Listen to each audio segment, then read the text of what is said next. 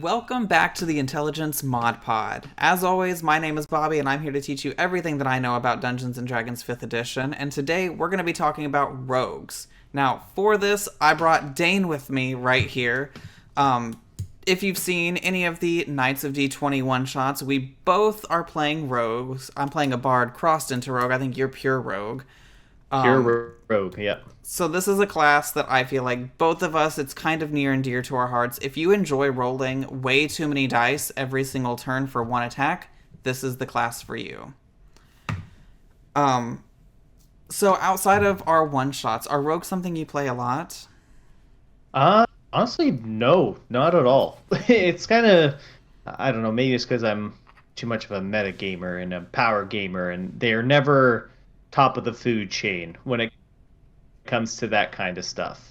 Although, obviously with the sneak attack, which we'll get into, you can roll some high dice, but I think it's only because they get one attack. That's probably what pushes maybe little people away from it.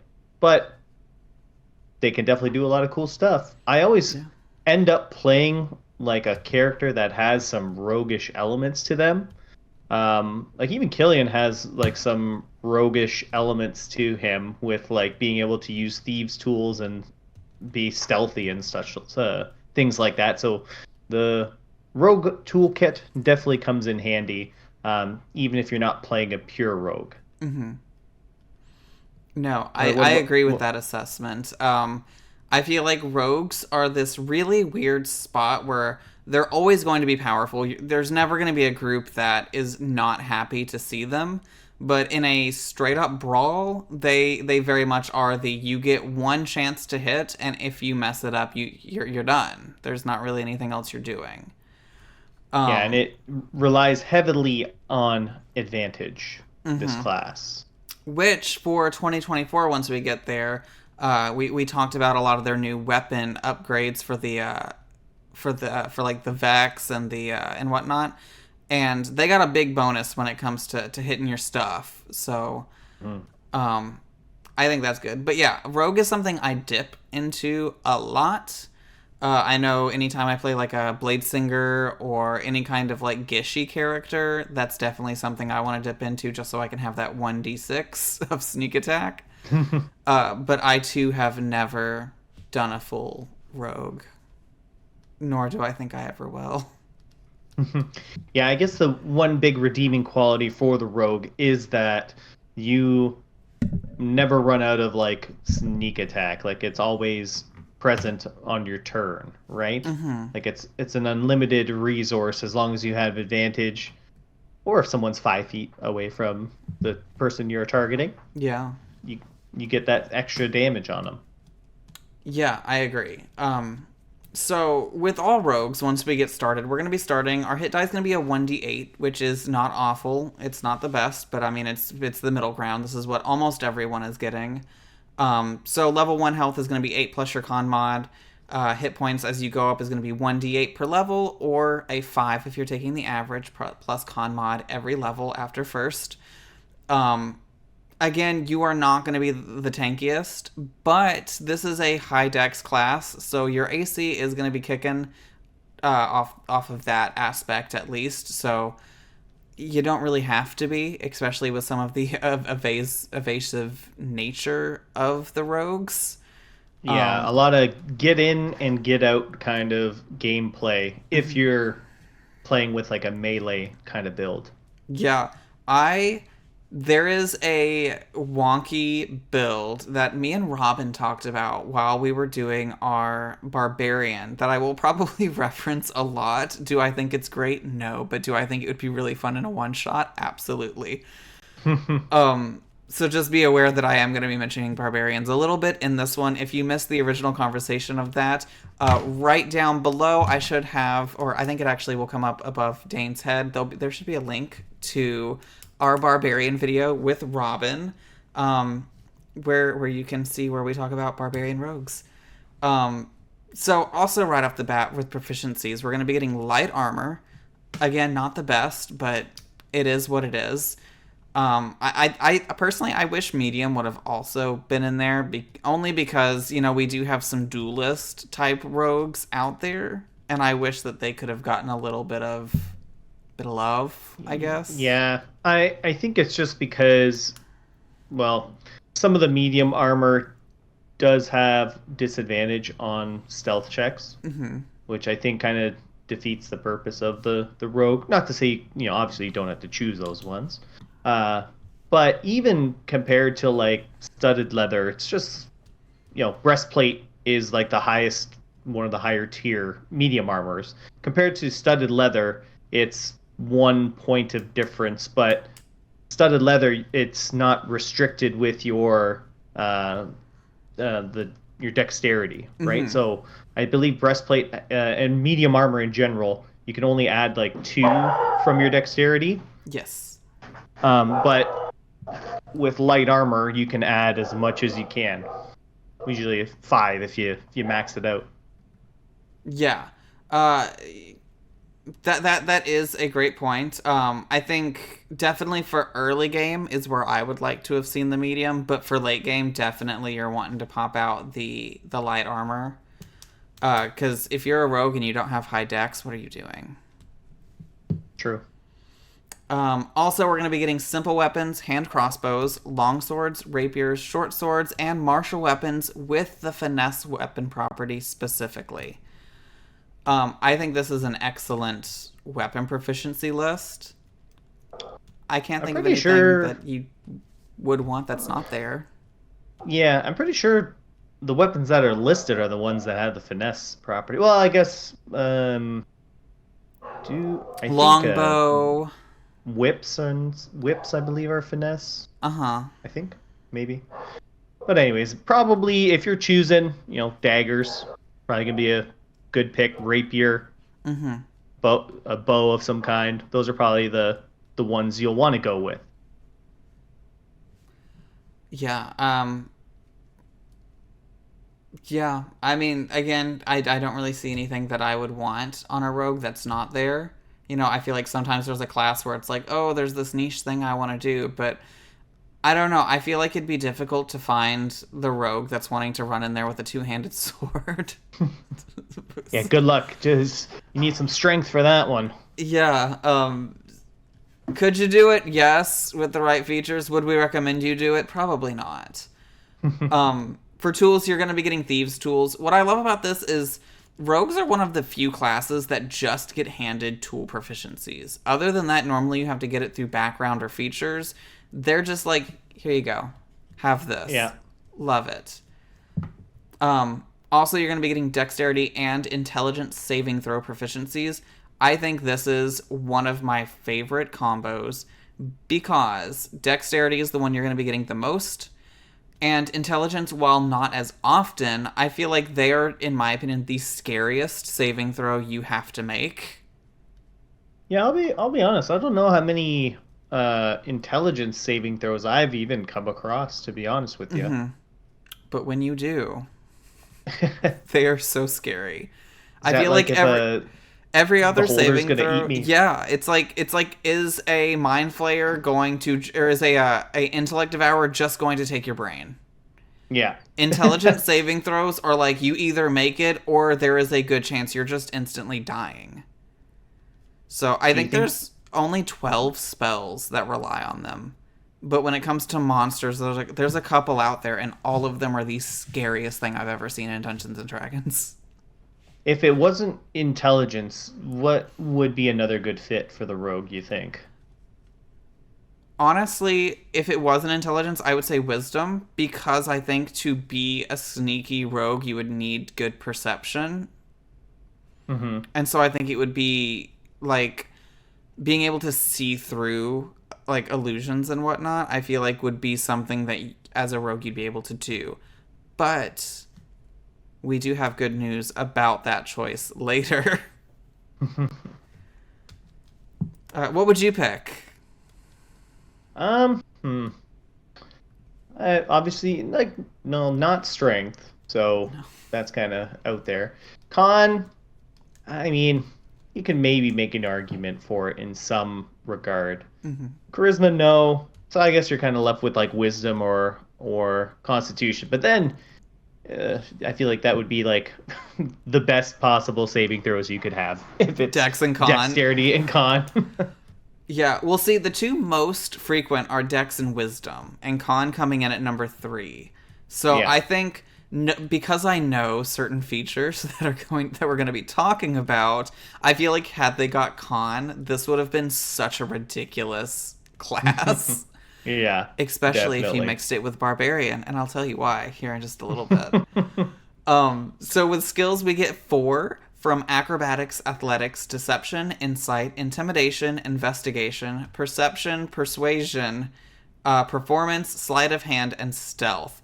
This is the second most stacked skill choices that a class has. The only one beating it is going to be Bard because theirs is just pick any. Yeah. Yeah. Um, I mean, I love it. I love persuasion. I love insight. I love stealth, deception. The only one I don't think I'm getting is acrobatics. Or not athletics. Yeah, I don't think I would athletics. take athletics, but everything else I think is a solid pick, depending on what kind of character you're trying to play. Yeah, and usually for most rogues, sleight of hand and stealth are kind of the main The two go that people to. grab. They're the go-to.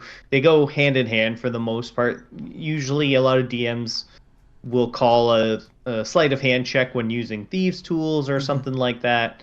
Um, and then it really just depends on what kind of rogue you're playing, whether you're being a little bit more charismatic. Hmm. Whereas like for Sasser that I play with, I kind of put a little bit more into his intelligence, though he's got more with like investigation and perception, basically. Hmm. Yeah, I have built one pure rogue. I haven't got to play him yet. It's only been built. It was one of my contenders for our stream actually when we were building characters, and the whole ideology is being able to like detect people who are lying, right? So for Yeah. me, it was like insight, deception, investigation, and perception. I might have said that twice. I don't remember, but But all of those fall under druid so well, being a wisdom class. listen. Well, investigation is intelligence. Yeah. But I mean, I make it no secret that Druid is my favorite class. It gives me everything that I want in a character. Um, but yeah, when it comes to Rogue, I do feel like it's got everything you could want for just about any kind of rogue that you could want to build. Um, I agree. So, we're going to talk a little bit about 2014 Rogue. If you were only here to talk about the 2024 Rogue, I should have our timestamps down below. Feel free to move on to there, or you can listen to us talk shit about rogues. Whatever floats your boat. So, if you're still with us for 2014, we're going to get a couple options for our starting equipment. So, we have 3 options, the first of which being a rapier or a short sword. Rapier always, just saying. Hmm. Short bow and a quiver of 20 arrows, or a short sword. Why would you not take the bow, first off? Yeah. Followed by a burglar's pack, or a dungeoneering's pack, or an explorer's pack. I'm gonna be absolutely real with you. This choice does not matter. But I'm pretty sure the burglar's pack does it not have ball bearings in it? I almost believe it does. Oh I'll have to my goodness. I I gotta look that up. actually believe that that is true. But I'm not If that 100% sure. But I think that it might be the deciding factor because I think it all 3 of does. them have crowbars. All 3 of them have Yeah, like, so burglar's pack has 1,000 ball bearings oh my god, that's the already. one. 10 feet of string, because I guess you need that. A Might as bell, well. right? Yes. Oh, some it's so you some can like set up candles. like a tripwire. Yeah, a bell, candles, a crowbar, Yeah. hammer, a hooded lantern. Wow, I feel like this is the I choice to go deceived with. all of you in saying that it doesn't matter. Get the burglar's pack. It's great. It's And amazing. and I Ball don't think bearings any other alone. any other I don't think any other class gets this. So definitely go with the burglar's pack. Yeah. Also, I believe I can't remember who I talked with. I believe it was in the equipment episode that we did. We talked at length about ball bearings. I believe I was with JP. Again, over Dane's head, I am going to have that link pop down for you for the ball bearings talk, and you can hear just how amazing ball bearings are. I feel like now I need to go find the timestamp for specifically ball bearings, even though we talked about it throughout pretty much the whole thing. Yeah. So in addition to all those choices, we're also getting leather armor, 2 daggers, and thieves' tools. Not only do we get proficiency with thieves' tools, we're also getting them, and tools can get expensive, so Yeah. we love to see it. I feel like thieves tools are like 25 gold or maybe even 50 possibly. Possibly. 50 gold, I think. Tools are rarely cheap. I don't know. I was going to try to look it up real quick, but I'm going to look. 25 gold. Still pretty expensive, like if you had to buy it straight out and if you're starting at a low level. Yeah. And I mean, burglars, that's 16 gold. Like, excellent. Lots of money that we're just getting handed for absolute free. So once you get done with all of your choices, if it was difficult to make choices, it shouldn't have been, but this is one class where I feel like the choices are kind of laid out before you, and there is wrong answers to it. But we're going to hit level 1. So with level 1, as always, proficiency is going to be 2, and we're going to be getting expertise. So with this, you're going to take 2 of your skills that you are proficient with, and you are going to essentially double it whenever you are counting the roll. So it's going to be 1 skill proficiency or or your proficiency with thieves' tools. I don't know why you would do expertise in thieves' tools. I'm just going to be honest with you. But do you? Yeah. Yeah. If you just really want to make sure you're opening locks, one of them sleight of hand, the other one thieves' tools. Yeah, I mean, probably the biggest or maybe the best choices for, once again, it depends on what kind of rogue you're playing, but like stealth is always a good one. You can always, hide action, all that kind of stuff, making sure you're successfully getting out of there. And then really take your pick as to what else you want to do. Perception, intimidation, insight, whatever the case may be. And you're going to hear us talk a lot about stealth pretty much always, because it's one of those roles that you're not always going to need it, but when you do need it, you really don't want to mess it up. It is usually a skill check that is going to determine if you are fighting something or if you are not fighting something. And let me just say, as a DM, and I know, Bob, you'll agree with me, just because you roll really high with your stealth does not mean you can just sit out in the open and just cover your head and be like, I rolled a 25 in stealth. You can't see me. I'm just out here. I had a player. Like, go hide behind something. I had a player, and I hope they watch this video and hear me talk shit about them. We were doing combat, and they were in the middle of like an open room. No cover, no nothing. And they're like, I'd like to make a stealth check. And I'm like, he's looking directly at you. And he's like, but I want to try to hide. Where? Like, I'm looking at you. How are you going to hide from me when I am staring into the window to your soul? That doesn't make sense. Yeah. So rogues, please do not demand stealth checks when it doesn't make sense. Yeah. Find some cover and then hide. Yeah. Find cover, blind your enemy, do something.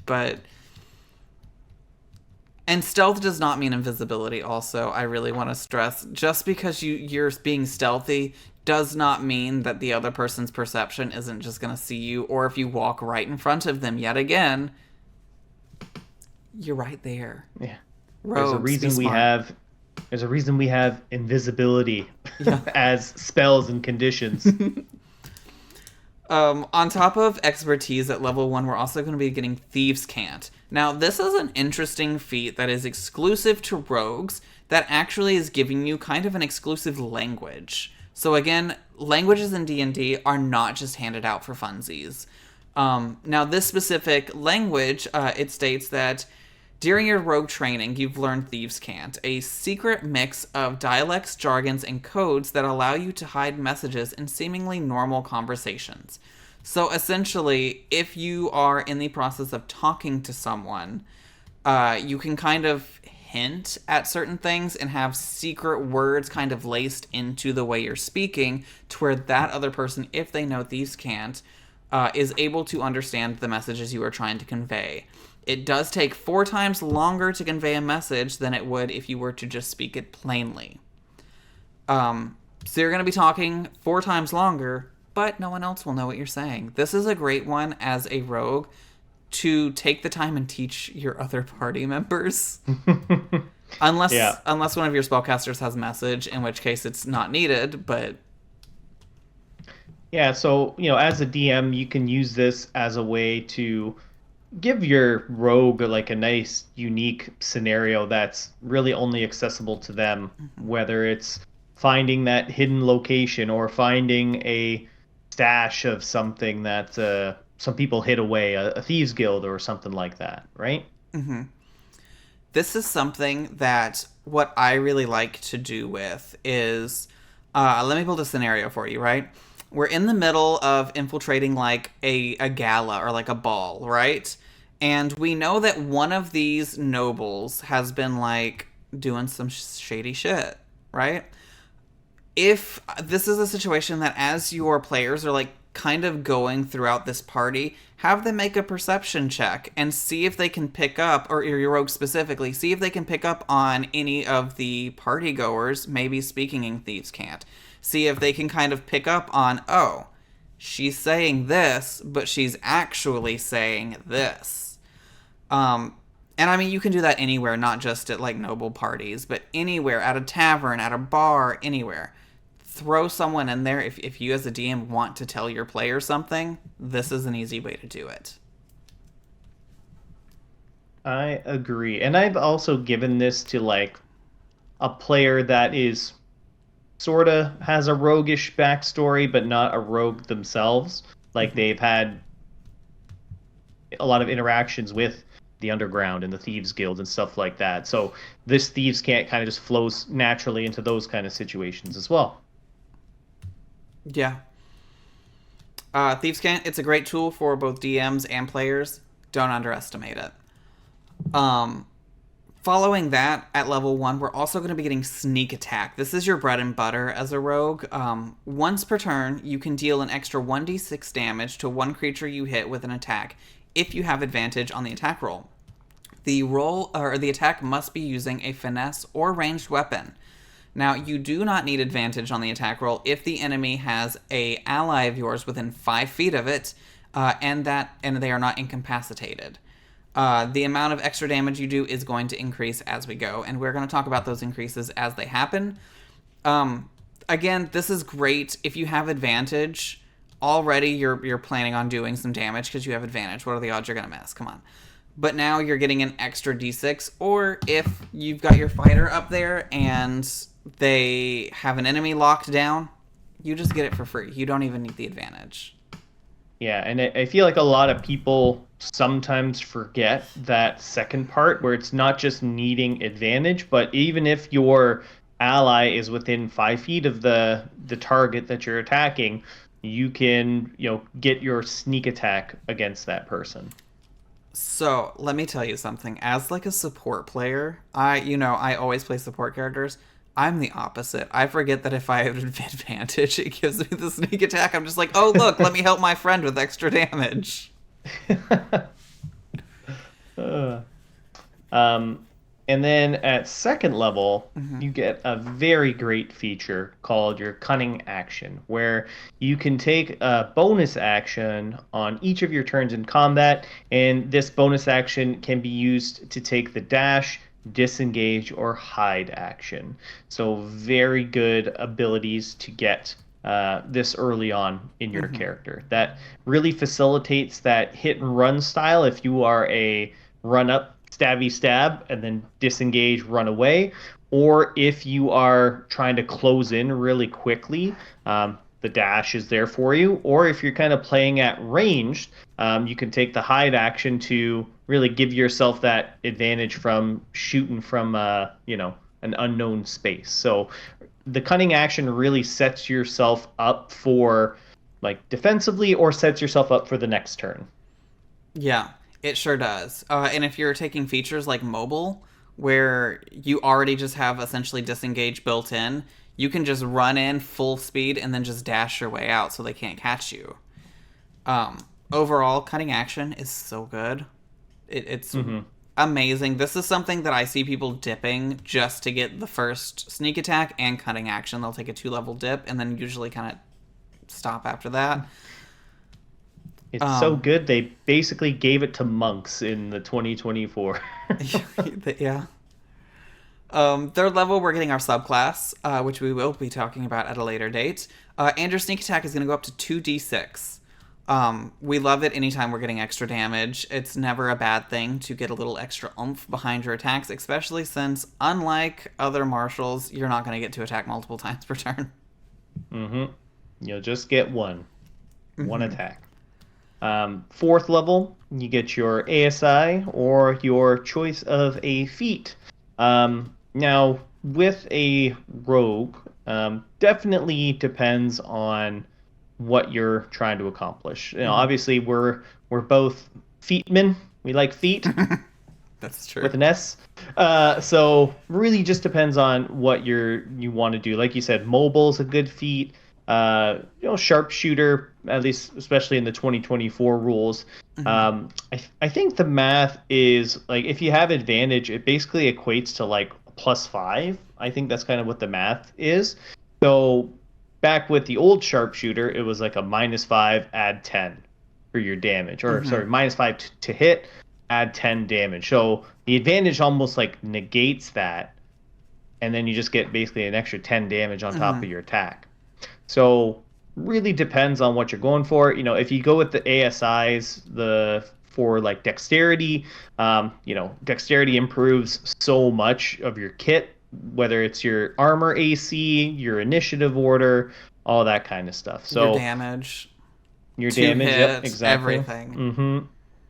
You got it. So you really can't go wrong with either one. But I know, Bobby, you and I were probably like get the feats first and then top up the stats later if you need to. Yeah, I'm not gonna lie. That's 100% what I'm doing. I'm a utility person, and feats are where it's at for utility. Yeah. I don't know about you, just kind of off topic real quick. Yeah. Are you the kind, like, for my characters, like, I sometimes use feats to fill in the gaps of, like, my character's action economy. Where, for example, Killian, right? Paladins don't really have much going on with their reactions, for the most part, outside of opportunity attacks. So, like, I took a feat that allows me to utilize my reaction in a certain way.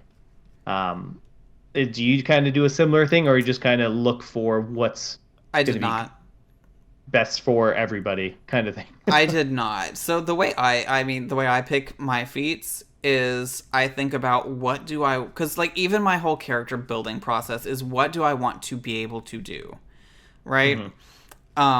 And like for Marway specifically, I want that reaction open for absorb element because I don't need to be taking damage, right? Yeah. I am the healer. I need to be able to make sure my healing is going to other people, not myself. But so for me, like when I was picking feats, I did Fey Touched because I wanted Bless, and Bless isn't on the Druid spell list. Oh no, I did Magic Initiate for my background feature because we're 2024 to get Bless, and then I got Sanctuary with that feat. So for me, it was just I want to be able to cast the spells that I like with at least once without using spell slots. So no, I usually don't think about action economy. I just think about what I want to do. Yeah, fair enough. Like, you have no idea how hard it's been for me to not take like Gift of the Chromatic Dragon just so I can give a D4 of elemental damage to someone else. Like, I love buffs. Even over healing, buffing is my favorite form of support. It's that balance of getting a feature that is in line with your character, right? That's kind of also a hard thing to balance because yeah, we can all take the gift of chromatic dragon, but it doesn't make sense for your character. Where they pull that out of? I mean, my character's fully elemental, so it would. I think I could fit it in with Morrowind, but there's just other things I would rather be doing. So when you see gift show up, just know that is probably in my top 3 favorite feats, even though it's not super amazing. I just really like it. But back to Roger's. At 5th level, our proficiency is going up to 3, as well as our sneak attack is moving up to 3d6. And we are getting, in my opinion, one of the strongest features that the rogue is going to be getting, which is uncanny dodge. So, starting at 5th level, when an attacker you can see hits you with an attack, you can use a reaction to half the attack's damage against you. This, my friend, is where my barbarian shenanigans are starting. And let me tell you why. Because if you take any of the barbarians, but specifically Totem Warrior, I think they're calling it Wildheart now, I don't remember. Yeah. You have resistance to all damage, right? The way this is worded is you take half, not you gain resistance, which means you have resistance to the damage, and then you take half of that resisted damage. So these two things stack. That's pretty good. I mean, this one you only get as a reaction, so you get it once, but if you're fighting like one big boss who's dishing out, 20 damage per turn, at least one of those hits is only going to be 5 damage. Yeah. I mean, even just Busted. being able to soak up that kind of damage, although you'll have to that's a pretty, that won't come online until you're at least like level 7. 6 or 7, yeah. I was going to say Well, I mean, level 7. 6, yeah. But again, if you're doing, that's why I said one-shots, amazing. I want to see this. I almost changed my one-shot character to this, but I had already made him before we started talking about all of it. Yeah. But yeah, this is the shenanigans my brain goes through, is how can I take this hilarious feature and turn it into a character? Yeah. And then in a feature coming up, it's even more so. Yeah. But at level 6, we get additional expertise. So at 6th level, you get to choose 2 more of your skill proficiencies, or 1 skill in Thieves' Tools, I guess. And once again, your proficiency bonus is doubled for any ability check you make using either of those chosen skills. Yeah. Pretty sweet. Level 7, we're doubling down. We're going to grab evasion. So there you can nimbly dodge out of the way of certain area of effects, sorry, not just spells, such as Dragon's Fire or a Fireball. So essentially, when you are subject to an effect that makes you make a dexterity saving throw to take only half damage, you instead take no damage if you succeed and only half damage if you fail. But if you're also a barbarian, you take a quarter damage. Resistance, yeah, resist and all this. I feel like this one's huge. This is a really strong ability. Like being able to take half damage or no damage on a fireball, like even just on fireball, is big. I agree. But yeah, huge ability for the survivability of your rogue. And does this one even use like a reaction or anything like that? No, it's just you are better at dodging. And it's not even like once per turn or anything like that? Just anytime there's rapid fire fireballs going off. Correct. You could just take half damage or no damage. Effectively, you could get pelted with 20 fireballs, and if you just roll really good, you take no damage. That's pretty good. Disgusting. And remember, dexterity probably your highest stat. You have proficiency in it. By this level, you're probably sitting at very least probably +6 in dexterity. And that's like not even putting anything into dexterity. And like if a you +3 in dexterity. If you were smart during session 0, you also bullied one of your friends into playing paladin, so you would have your auras by now. Yep. Listen, don't take fireball damage if you're a rogue. Just don't. You're doing it wrong. And to top it off, your sneak attack goes up to 4d6 now. Might as well. At level 8, however, we are going to be back on the bandwagon of an ASI or a feat. I'm telling you, level 8, I'm still taking feats. At this point, I think this is probably the last feat I would take, unless there's just janky stuff I wanted to do. But the first two, I'm almost always locked in on a feat. But that's just me. I might take more. I don't know. Depends on. I'm usually in the same boat for the most part. And it's even better with the 2024 rules because you get that +1 with pretty much all the feats now to a certain stat. Ninth level proficiency bonus goes up to +4. You get an additional sneak attack die, so you're at 5d6. And you'll get an additional subclass feature. Yeah, we love to see a subclass feature. But what we love even more is that level 10, you're going to be grabbing a bonus feat. So other classes other than fighter, you're not going to be getting this level 10 feat. But Roger's have an extra just cuz. This is a great one because it does kind of feel like an extra that if you are a feats person, this might be a good one to do an ASI just to give yourself that little, finishing buff. At this point, you should be hitting level 20 of dexterity if both of your first ones also gave you a +1. Even if they didn't, if only one of them gave you a +1, that should have popped you up to like 18 on dex, and this should be able to fill you all the way up to 20. So this is a great place to kind of cap yourself out on dexterity. 11th level, we get a little feature called Reliable Talent. Whenever you make an ability check that lets you add your proficiency bonus, you can treat a D20 roll of 9 or lower as a 10. Makes it pretty hard to fail, ergo the name Reliable Talent. So let me tell you something. Rogues get so many skill proficiencies. So picture with me, if you will, that on all of these ASI or feats, we've been taking like Skill Expert and Prodigy, and now we just can't roll below a 10 on any skill check. Yep. This is a character I want to make. I want to make this character now. Just skill pure monkey. Skill monkey. So if you're anything before level 11, bards are probably going to be the best skill monkey. Once you hit level 11, though, I think rogues definitely inch into that position a little bit better. Yeah, I feel like you definitely want to play it with like you mentioned, a feat that allows you to get more skill proficiencies to really make use of Reliable Talent. But even still, a bad dex or a bad stealth check, a bad persuasion roll, a bad sleight of hand check, this will basically, for the most part, probably get you at least over like 16, 17 at the very least, with a bare minimum of a 10, if not higher. So, yeah. Pretty reliable. Also at level 11, our sneak attack's going to go up to 66. We love to have that kind of just bonus damage just for funsies. By this point, I think with 66 damage, that is... I don't know.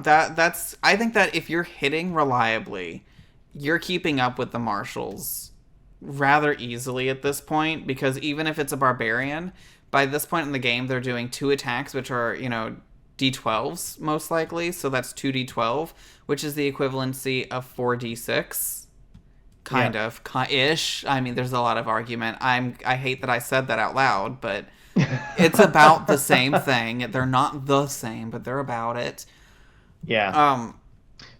Yeah, that's the way that it offsets the damage, right? Mm-hmm. And, that's just sneak attack. We're not even...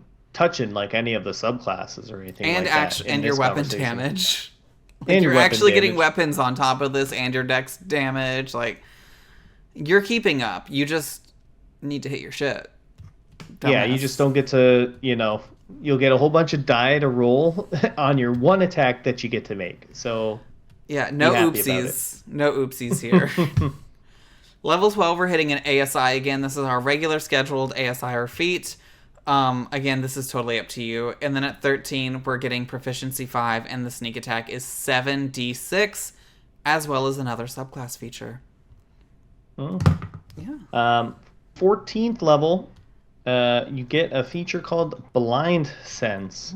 So at 14th level, if you are able to hear, you're aware of the location of any hidden or invisible creatures within 10 feet of you. So just like the fighting style, basically, right? The Blind Sense or the Blind Sight. Yes. This one's just called Blind Sense. I don't know if you need I wish it would to be have able to just hear. said. Oh Just yeah, that you hear. do have to be able to hear, whereas blindside, I don't think you do. Yeah, I think that's the key difference there, and it kind of makes sense. It's like you're like hearing the shuffle of someone walking towards you, Mm-hmm. whereas like blind, I mean, it's probably a if you're in like a cone of silence or like a silence thing, really that's only going to be the time that you're not able to hear at the same time as not being able to see. Like a good example is like a darkness. Mm-hmm. Like it's not usually darkness and silence on top of each other. It's just darkness. So with this ability, you'll be able to see through that. Um, so a nice little bonus. I wouldn't say it's anything groundbreaking, to be quite honest. No, this is pretty niche, I think. I mean, if you have, a little sneaky invisible person running around, this could be a good way to hunt them down. But again, it's 10 feet of you. If they're 10 feet of Yeah. you, they're probably hitting you already, and you know that they're there. Hmm. But DMs out there, this is a great time to smack down darkness and silence at the same time. Just really, you're just putting them in a sensory deprivation tank at that point. Yeah, which is, let's be real, that's what we want. At 15th level, we're getting Slippery Mind, which I think is amazing. So with this, you have acquired greater mental strength. You gain proficiency in wisdom saving throws. So now we have Dex, Intelligence, and Wisdom saving throws. And Dex and Wisdom are the two most common. So you don't have the health of the tanks, but you're not getting hit like the tanks are. You effectively are slowly becoming a pretty strong evasion tank, in my opinion. Hmm. Yeah. Oh yeah, I agree. I feel like would be a cool build as well. Like Mm-hmm. kind of just get in a couple of slashes here, and then get out, maybe draw the attacks or something like that. Yeah, and there's features that if you're wanting to build some kind of rogue evasion tank, I think, like subclass wise Swashbuckler is going to be a great choice for you. But, we have Yeah. like Tough. We have so many feats that, you could take Resilience, so you could get even more features Hmm. or saving throw proficiencies. But over time, you are going to be getting very strong, very hard to hit, and very hard to damage, Yeah, I while agree. also I doing a love. lot of damage. Hmm. Um, yeah. And guess what? The sneak attack goes up again. So Oh, now we're at 8d6. So 86 lots of dice. damage.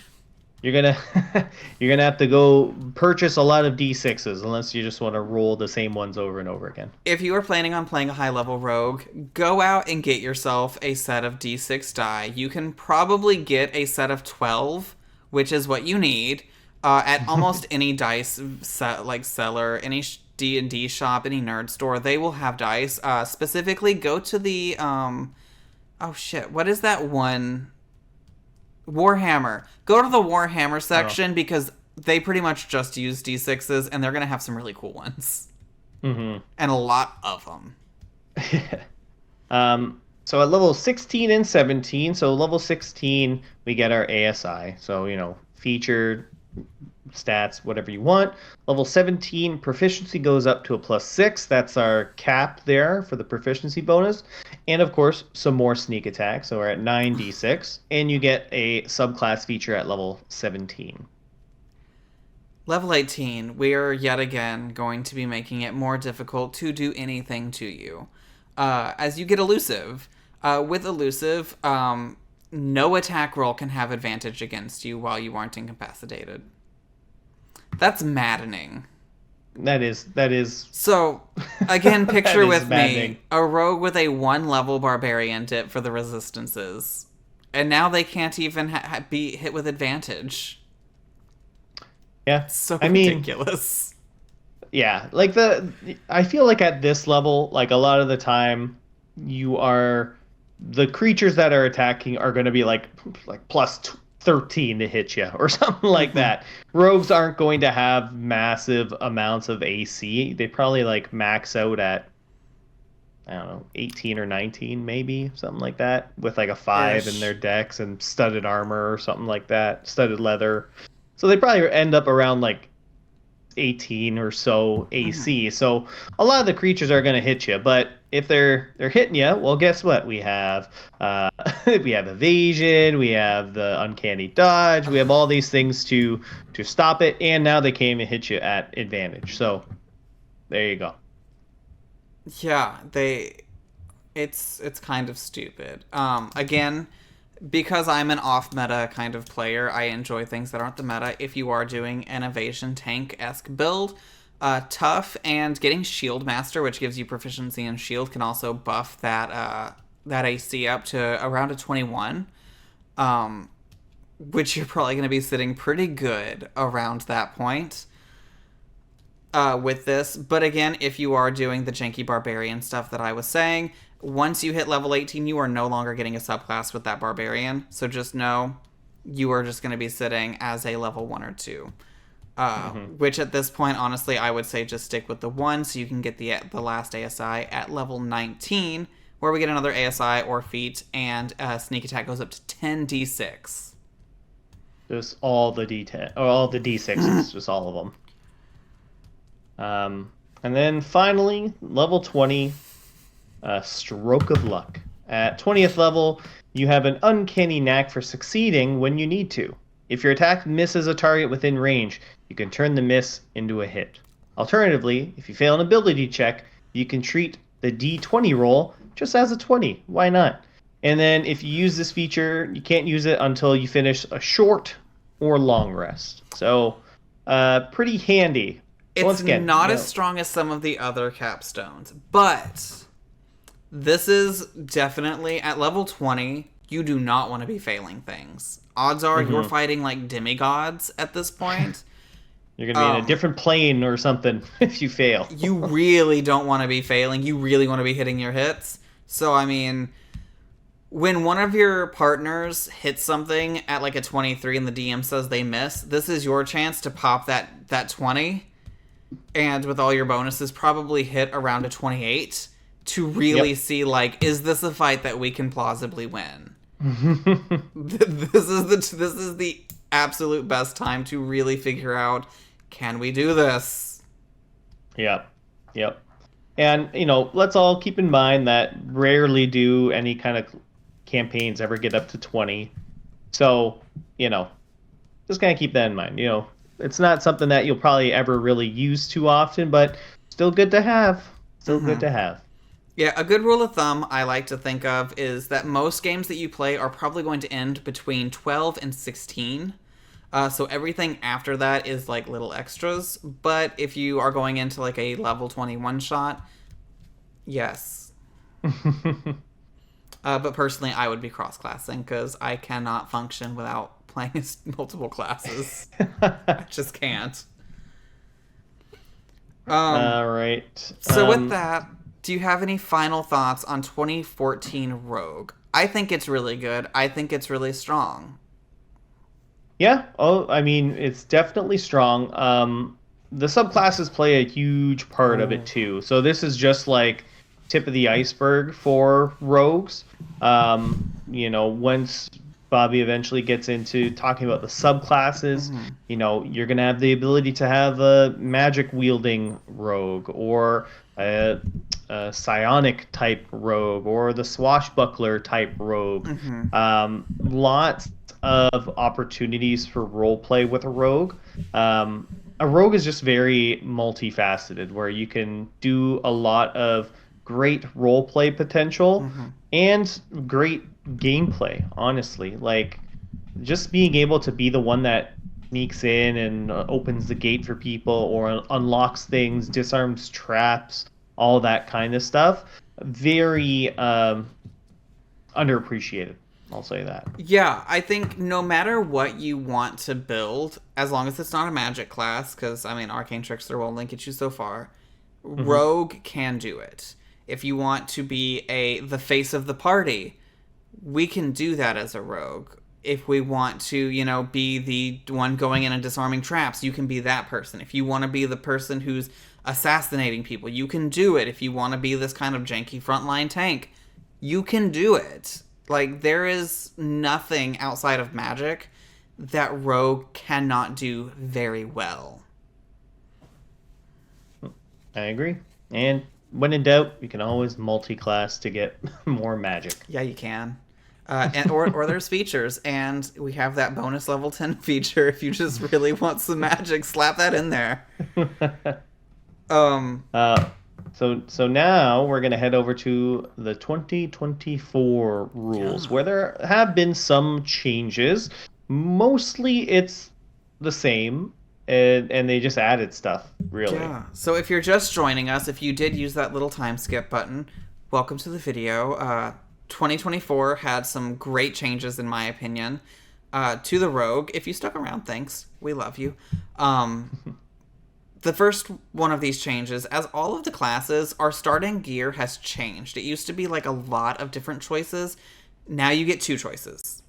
You can either take leather armor, 2 daggers, a short sword, a short bow, 20 arrows and a quiver, thieves' tools, burglar's pack, and 8 gold, or 100 gold.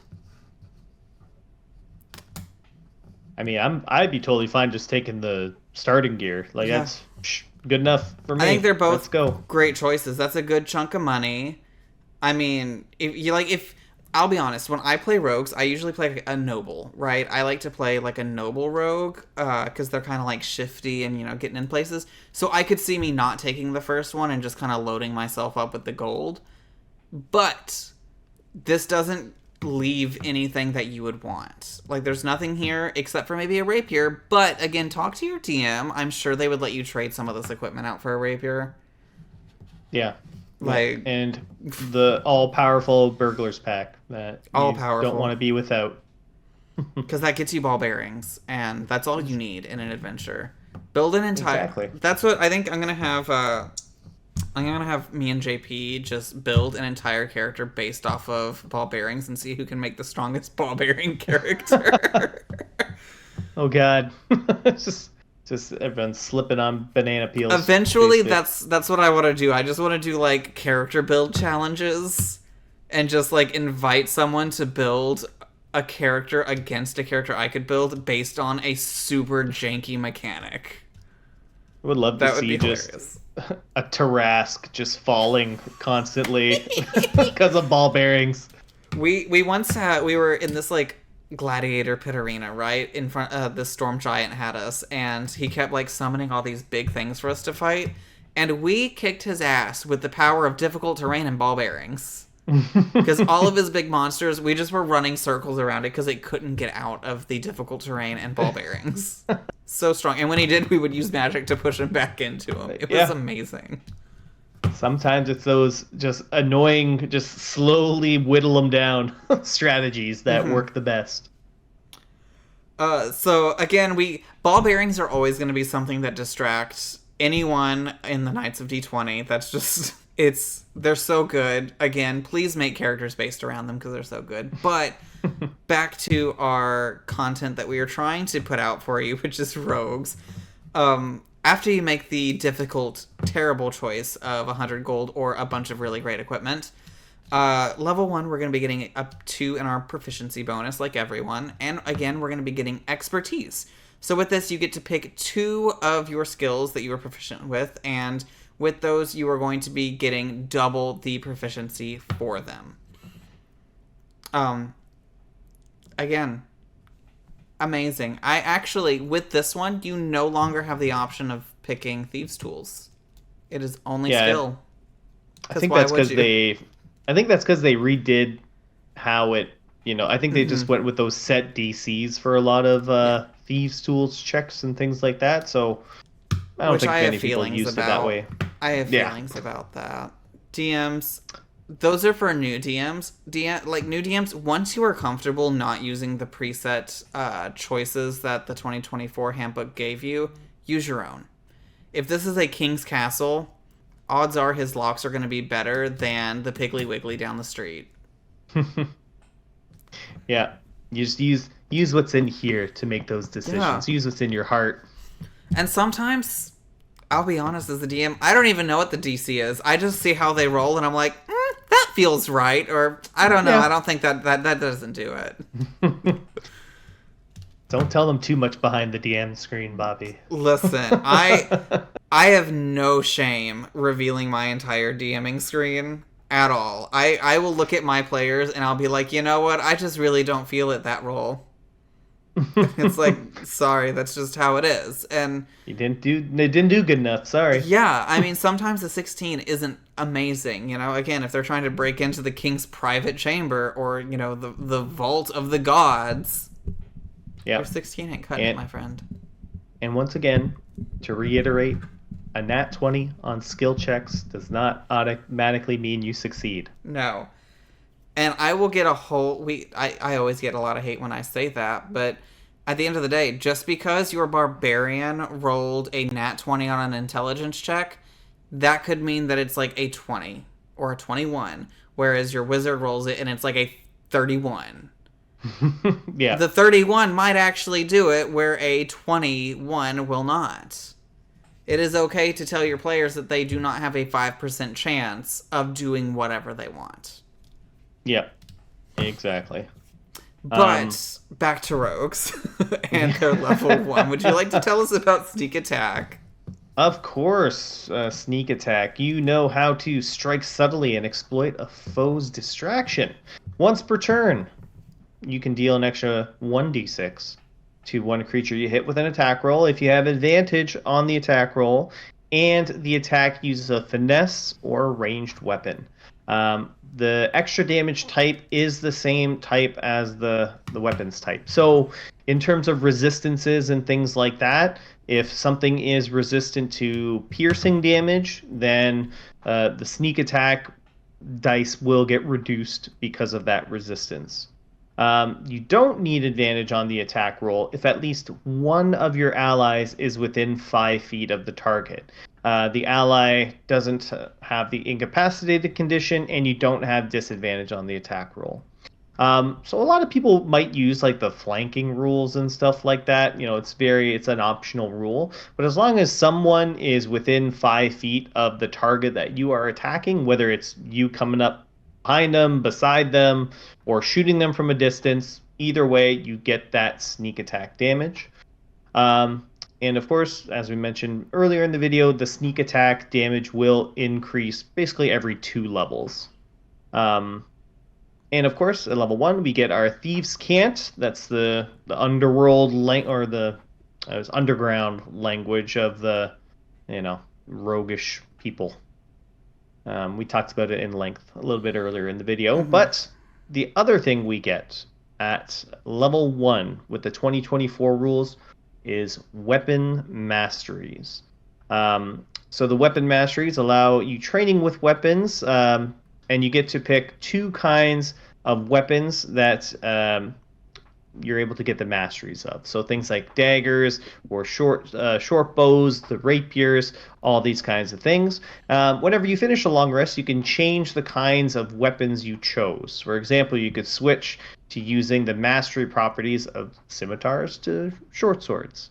So this definitely helps a rogue in one of 2 ways, whether it's being able to give themselves advantage on the next turn with something like Vex weapon mastery property, or because I think like the old rules technically were like if you were using the daggers in like dual wielding as an example, because you don't get fighting styles, right? So you would have to attack, and then it was a bonus action to attack with the other one.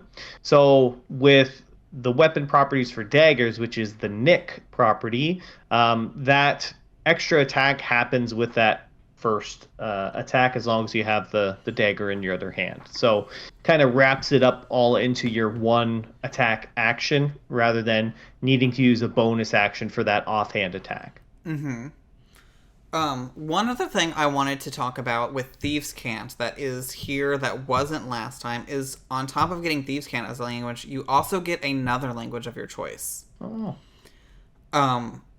And we've talked about a little bit that D&D 5e does not hand languages out very often, especially in 2024.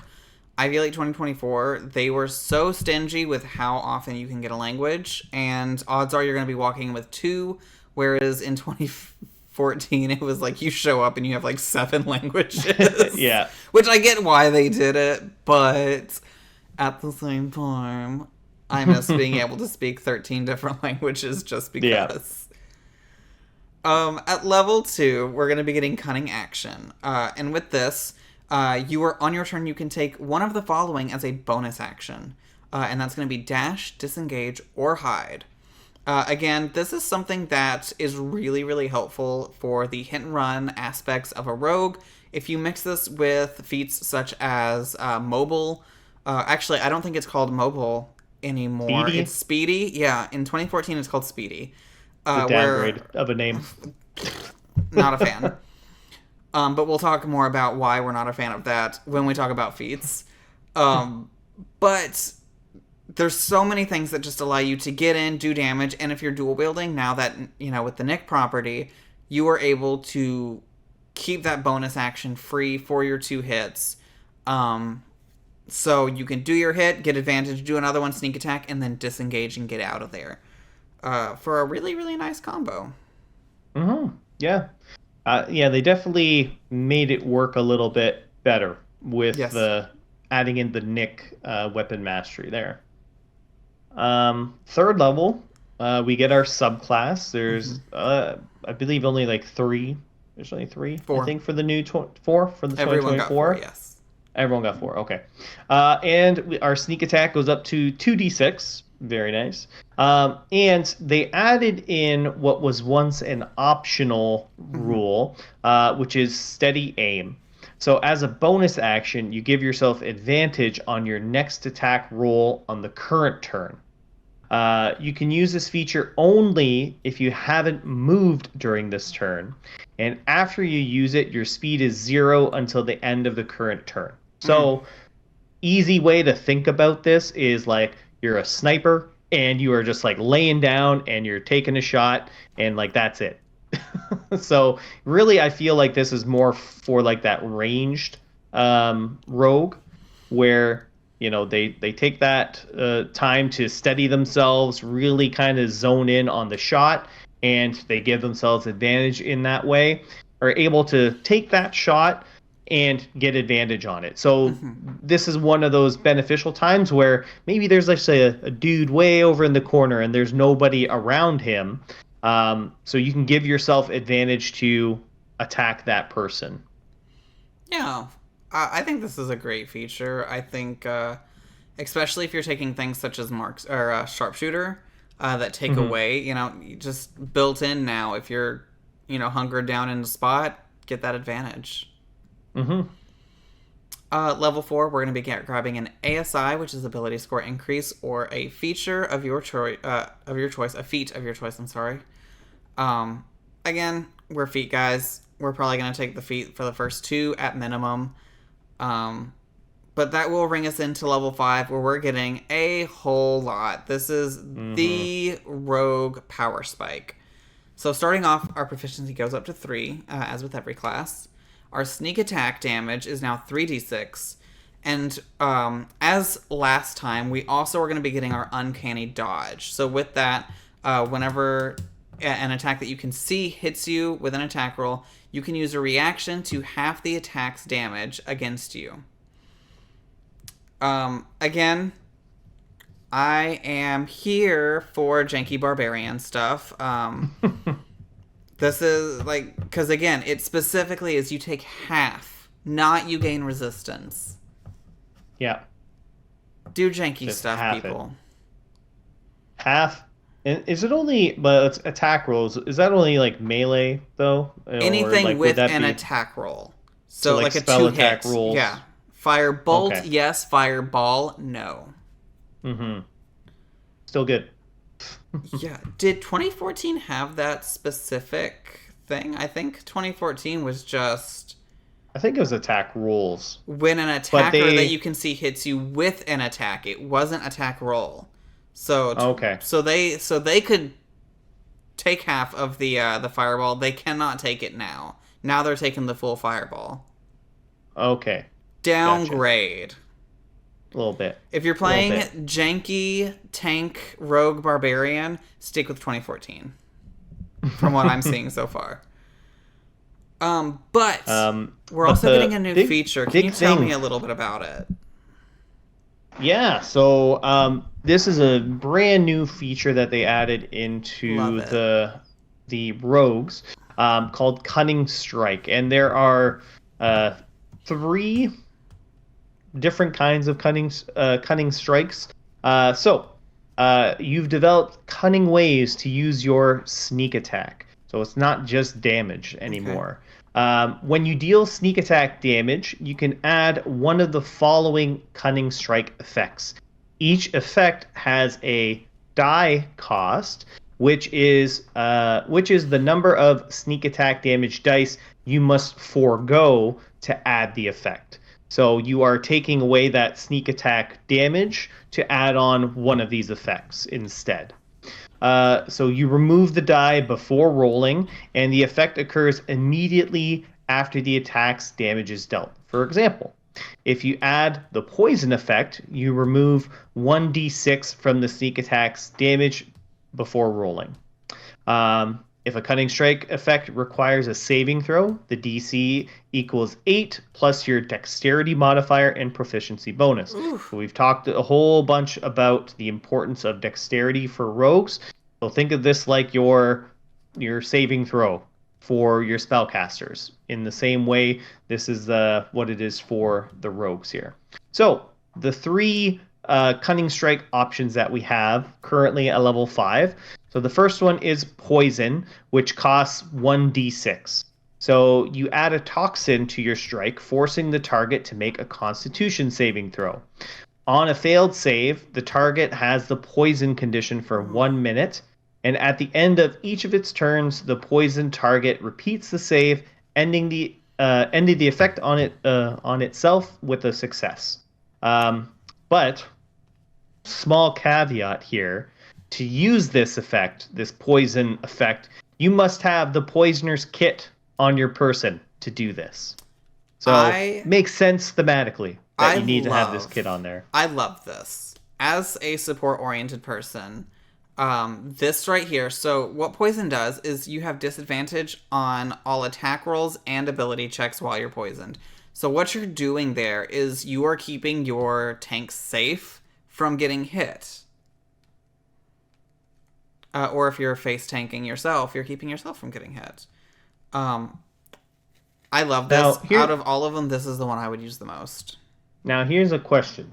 Here's a question. Mm-hmm. Because with the sneak attack, you don't decide how much dies you use, right? You just use all of them on Yeah. the one attack. So for this, one of that d6 is gone, and at this level you have a total of 3. So Mm-hmm. basically one of those is gone. So you still roll your 2 Mm-hmm. um, damage for the sneak attack, but then they just make this poison saving throw. So you lose just a little bit of damage to possibly add on the poison condition, which is quite strong.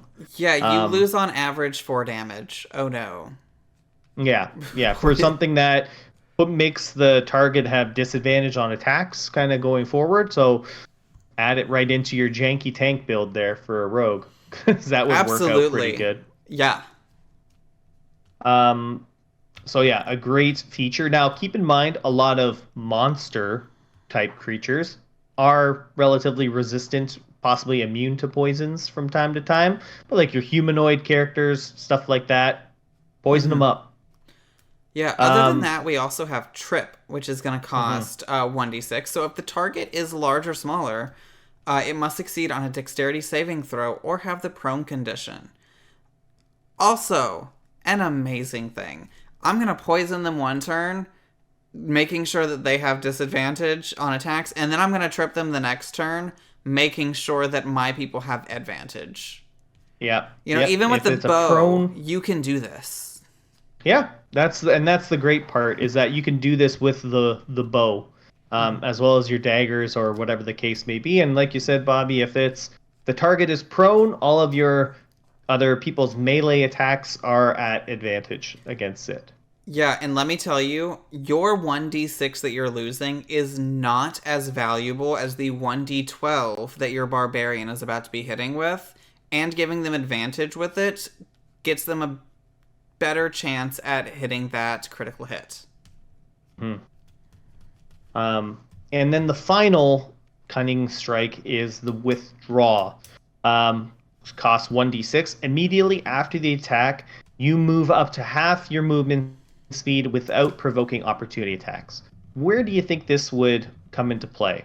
Because we already get our cunning actions, so it allows a bonus action to disengage, which allows us to leave without provoking opportunity attacks. Um, I would say like our steady aim is a bonus action. So the only good thing about this is that it's part of the attack action Uh-huh. that we can get out Yeah, without so provoking anything. this will not counteract our steady aim because your movement speed is 0, like, period. Hmm. But the way I see this being useful is if you have a enemy that has been harassing you, they're chasing you down. Every time you run, they have the same movement speed as you. Take the uncanny action to dodge. Take this to get yourself out without the attack of opportunity. So then you're essentially getting disengage and dodge at the same time. Well, you can't dodge, but you mean dash probably, like That's run what I meant. farther. Yeah, yeah. So, yeah, Yeah, immediately after you attack, you take off, taking half your movement speed, and then dash, do even more. yeah, yeah. That would be it. So yeah, more melee focused for that one, but all of them really good. All of them Yeah. useful for sure. It's just make sure you get that poisoner's kit on you, which I think is like 50 gold to be Yeah. honest with you. And, like, there's gonna be niche moments where this is great. If you're like myself, when I made my rogue, I had high medicine checks, and one of your allies goes down, it's the healer. You need to get to them really, really quickly, and make your attack. You're gonna get half your movement, then your other movement, and then you are ready for the next turn to give them that medicine check in case they are rolling nat ones on their death saving throws. Mm-hmm. So there Yeah, are niche exactly. places this is going to be. I don't hate that it's there because there's other things that you can do. If it was like a standalone feature, I'd be like, that's shit. But because there's all this extra, it's just a nice little extra to sprinkle in there. Yeah. Yeah. So a nice extra feature, at level 5 a lot of other martial are getting their extra attack. So this just adds a little bit extra flavor for the rogue. And you don't even have to use all of these things. You can just get that full sneak attack damage if you want.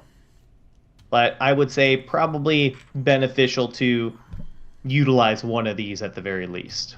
Yes. All right. So level 6. So that was all that fun stuff you got at level 5. Level So much 6 5. chills down a little bit where you get your expertise. So you get to pick 2 skills that you have proficiency in, and you double the proficiency bonus on those 2 skills. A fantastic thing to have.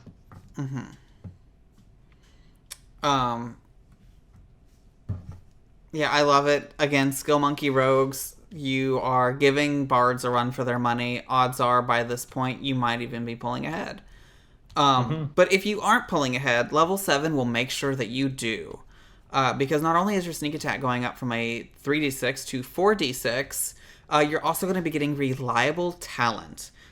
Previously, we had to wait till level 11 to access this. Now we're getting it at level 7, so there's a bonus. With this, whenever you make an ability check that uses one of your skills or tool proficiencies, you can treat a d20 roll of 9 or lower as a 10. As a level 7 feature, this is terrifying. Yeah, that was a definite upgrade for the rogue class for sure. It Moving it from reminds level 7 to 10 or 10 to 7. it reminds me of like eloquence bards that are doing this with persuasion or deception at level 3, and it's like this is such a low level to be getting such like reliable rolls. We're Yeah. still messing up here. We're not like like heroes at this point. We are like protecting a kingdom maybe. Yeah. Here, ready for this? Here's what you do, Bobby. Yeah. You build a character. I know you won't like it, but you make him a human. Number one. But because you can take a second origin feat, Yeah. you get skilled twice. Skilled twice, so you get 6 skills you could be proficient in, plus your rogue ones. So you just like cover the board with Okay. all these proficiencies, And then and then go for it. bear with me. And then at level 4, we're taking skill expert so that we can get an extra skill proficiency and 1 extra expertise. Yep. And now you can never roll lower than a 10 on any ability Any going checks, forward. any skill checks. Absolutely ridiculous for level 7. But you know what? Rogues, you lost your ability to dodge fireballs and take half the damage. So I guess it's a solid consolation for you. But also at level 7, speaking of fireballs, you're getting evasion. And with this, whenever you are forced to make a dexterity saving throw from a AoE ability or effect, you can take only half damage upon a fail and no damage on a save unless you're incapacitated. Pretty damn fantastic. So we had a kick in level 5. We have an absolutely stellar level 7. Surely Rogue is not going to be getting too much crazier. Well, that's where you're wrong. So level 8 and 9 and 10 are pretty standard stuff. So 8, you get your ASI. Grab more skills. Why More not? skills. Go for it. Level 9 proficiency bonus goes up. Guess what? That affects your skills because you're all proficient in them. Your sneak attack goes up to 5d6, and you get a subclass feature. And then, of course, at level 10, that extra bonus ASI or feat, whichever you want. And then, Bobby, take it away for level 11. Level 11, sneak attack, 66. As well, if you are sitting there in the past and you're like, man, I wish I could poison someone and trip them in the same time. Now you can. With improved Cunning Strike, you can use up to 2 Cunning Strike's effects when you deal a sneak attack damage. You pay the cost for each. Yes. Yeah. Yes. Yeah. As a support, this is what I want. Because now they're getting disadvantage and they are getting advantage against them. Mm-hmm. Yes, Yep. and I'm still doing 4d6 extra damage. Yeah. So And if we went poisoned, tripped, whatever the case may be.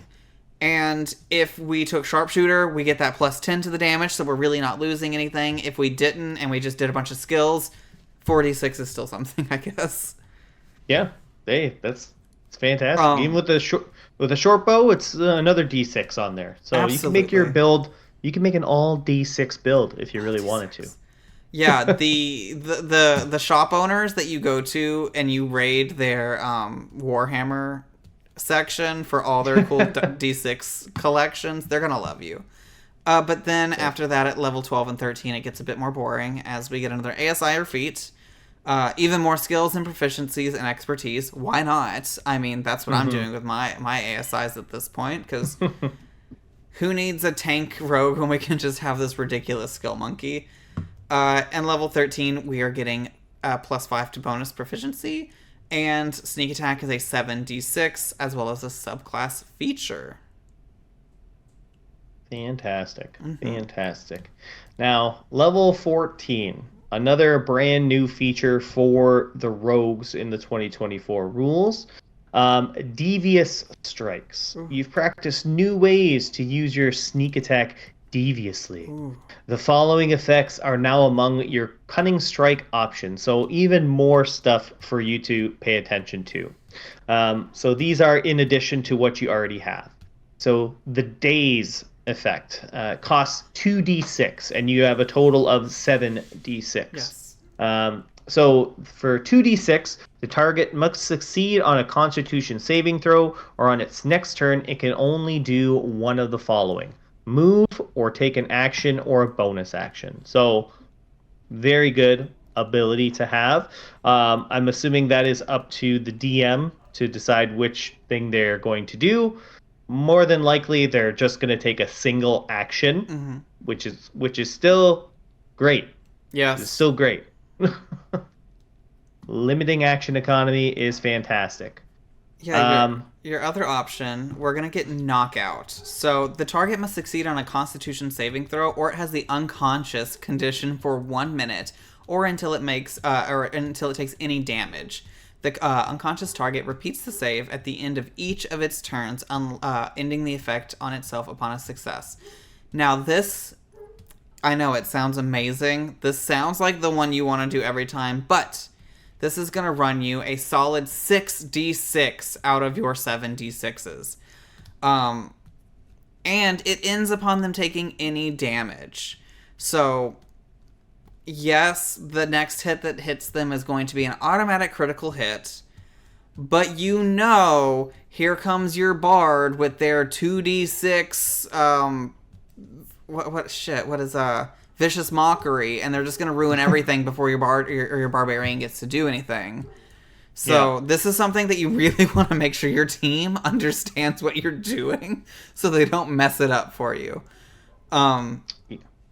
Because it's taking it all. This is a hefty I price.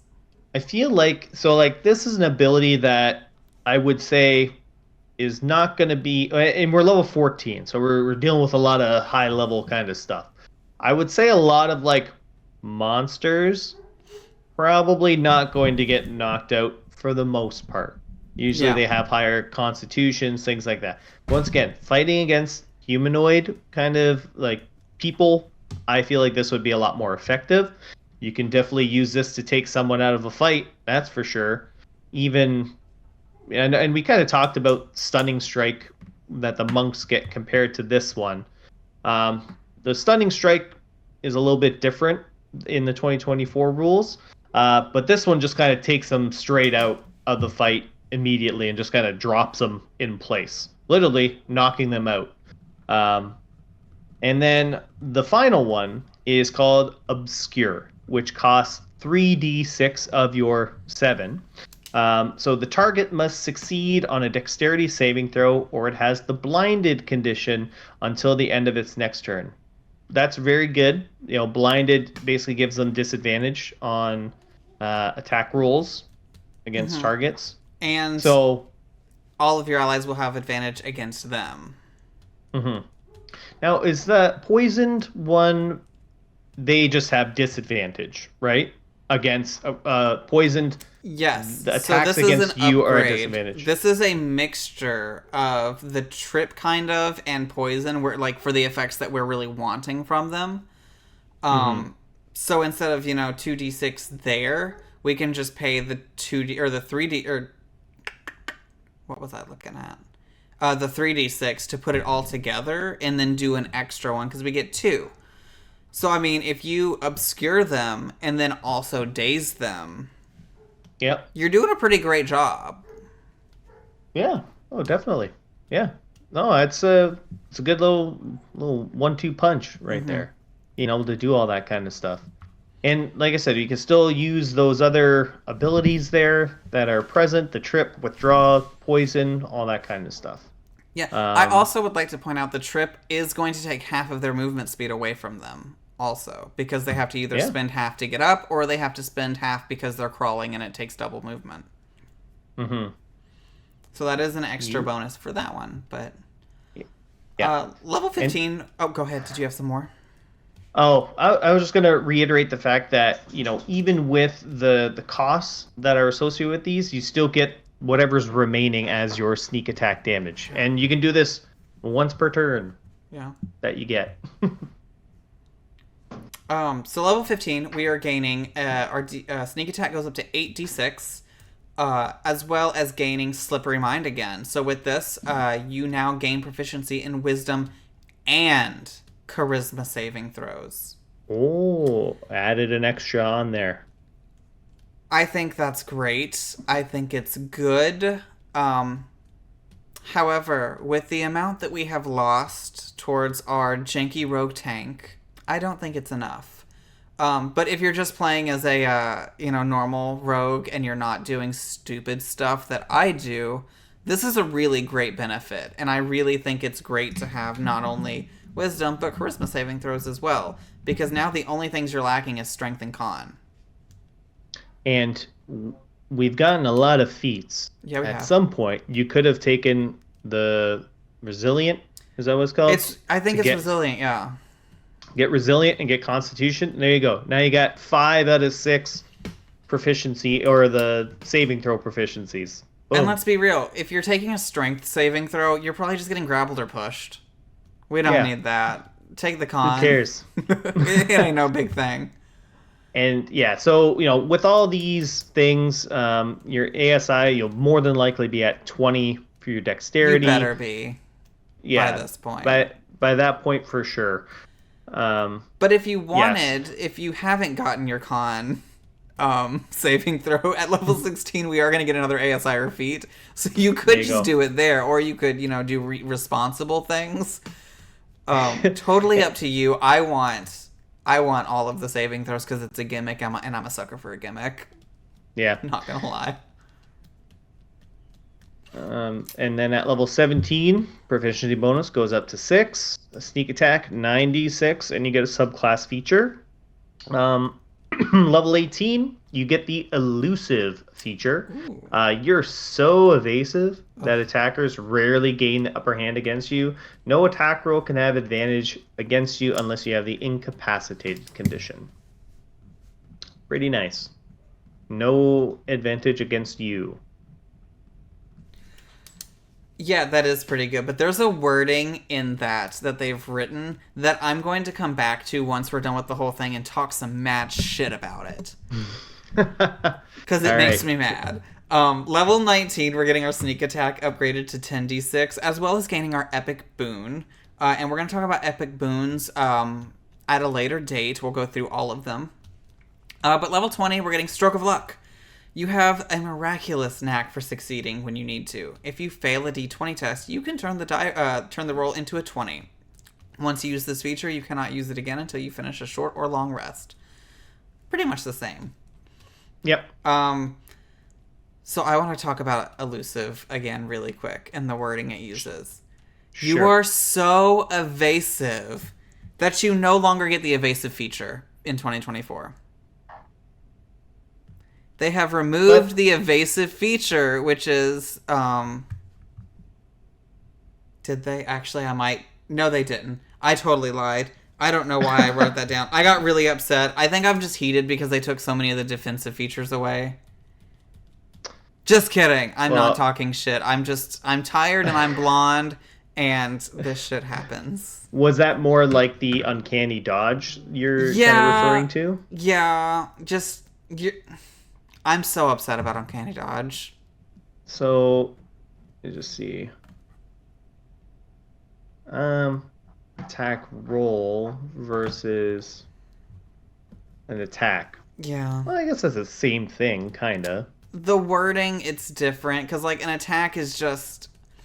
So when D&D, when you're really looking at the rules, the wording is extremely specific, right? There's always, the argument of rules as intended and rules as written. And rules as written, 2014, you are dodging that fireball, because it is an attack. It's not like an attack action. It's not an attack roll, but it is an attack. Whereas... if you look at, now, it specifically says attack roll. Right. Okay. I gotcha. Well, they had to clear it up somehow. They did. They didn't want everyone dodging fireballs and then also getting elusive. It is. Well, you get evasion. You get evasion. That'll help you. You could still be your totem barbarian and get resistance. No, I'm not into it anymore. Barbarian rogue stays in 14 for me, I think. I was thinking like a rogue fighter, just using a battle master, just goading attack and run. Goad and Battlemaster would run. be crazy with some rogue, and you're getting multi attack once you hit level 5 on a rogue. Yeah, and you just stack decks Yes. and it will work for fighter and rogue at the same time. So into it. So And 2014, we're here for the Barbarian. 2024, fighters, let's go. I will say, I don't think so. Action surge with the Hmm. fighter would not let you have sneak attack No, twice because it's once per turn. correct. So keep that in mind. Yeah, so even if But you're getting extra attacks and action surges, you are not getting extra sneak attacks. but you can blow all of those Battlemaster die that you get. Yeah, and with all these features, and you're getting extra feats with fighter, you can just pick up like what is the one where it gives you extra battle master superiority die? You don't know Yeah, about? Just take that so there's you get a the extra, feat fill for in the that. gap. You get, yeah, right. Okay, yeah, I was thinking like even with extra attack, you still don't get like you just get more attacks at the end of the Yeah. day. You don't get like extra sneak attack or No. anything like that. But you know, you blind, you blind them, and then you just keep on beating them. Yeah. So overall, as we look at 2014 and 2024, which one do you like best? Um, I like 2024, Okay. and mainly because I like the extra cunning strikes and things Mm-hmm. like that. Just a little bit more variety compared to the 2014 one. Because really everything is more or less the same. Getting reliable talent earlier is quite nice as Excellent. well. Um, so I like the new Rogue because it basically is the exact same, give or take some wording in certain Mm-hmm. spots, but it's pretty much the exact same, but with more. Can't go wrong with that. I agree. Outside of my janky barbarian, I am taking 2024 pretty much every time, despite the fact that I can't uncanny dodge a fireball anymore.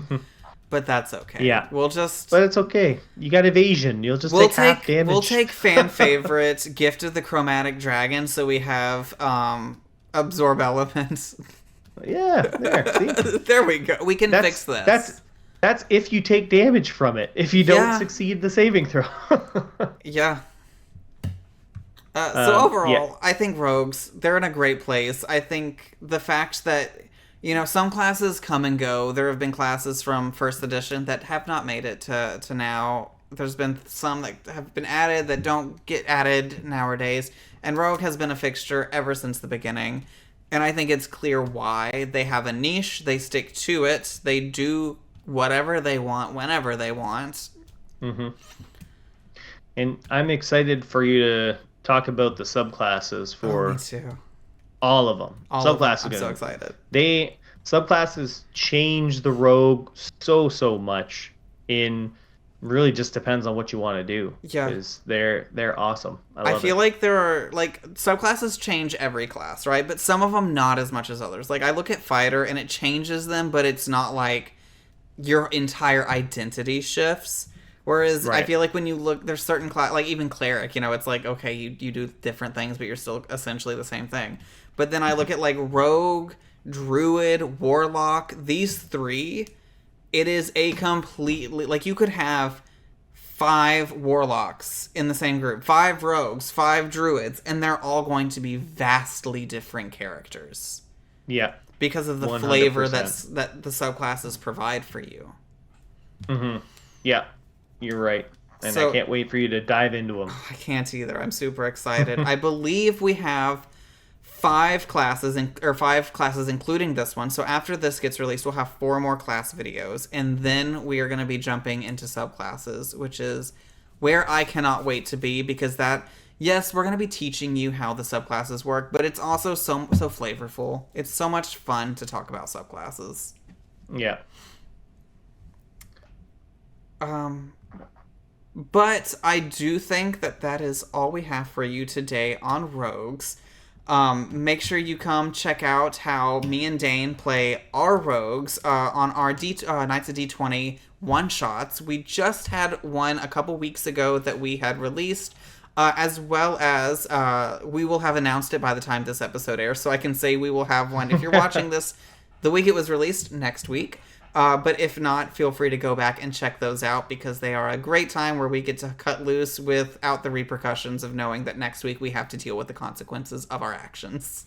It's quite nice to not have that responsibility. It really is. We get to be a little unhinged in the one-shots. Every Monday at 8 p.m. Eastern Time, we do have our live stream over at Twitch. Make sure you check us out there. And from this point forward, I believe we should be updating Int Mod Pod every other week. So I should see you in 2 weeks from now. If you want to see my face again, next week I will be on Tea Time. Come check me out Wednesday. And if you want to see more of Dane, you can catch him on Twitch at PD Train. I don't know. I don't remember what it is. I just APD click on train. It. There we go. Yep. I normally just click on it because I follow you, so I don't have to know what it is. Go check out Dane where he DMs and get some more of our faces in your life. But until next time, may all your intelligence checks be with advantage, and if they aren't, hopefully you have reliable talent. So we will see you next time.